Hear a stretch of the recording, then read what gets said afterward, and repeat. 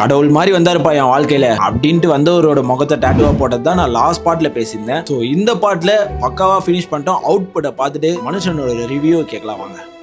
கடவுள் நிகரா மனுஷனை வச்சு பாக்குறது மட்டும் இல்லாம அவரோட முகத்தையே டாட்டுவா போட்டு கடவுளாவே வணங்குற மாதிரி பிரதர் ஒரு கதையை சொன்னாரு. அந்த கதைக்கு ஏற்ற மாதிரி ஒரு ஆர்ட்டை கொடுத்தேன். கடவுள் டேட்டோ போடுறாங்க, முருக டேட்டோ, விநாயகர் டேட்டோ, இல்ல மற்ற சாமி டேட்டோ போடுறாங்க. ஆனா அவங்கலாம் வந்து யாருக்குமே எந்த உதவியும் பண்றது இல்லை. அவங்க டேட்டோ போடும் போது இப்ப நம்மளுக்கு உதவி பண்ணி நம்ம பிள்ளைங்க நல்ல முறையா சாப்பிடுறாங்க. நான் நல்லா இருக்கேன், என் குடும்பத்தை வளர்க்குறாரு, அவருடைய முகத்தை நான் போட்டு அதனால கண்ணுக்கு தெரியாத கடவுளை கும்பிடுறத விட எனக்கு சோறு போட்ட கடவுளை கும்பிடலாம்னு சொல்லிட்டு எனக்கு இது ஒரு வெறி வைராக்கியம்.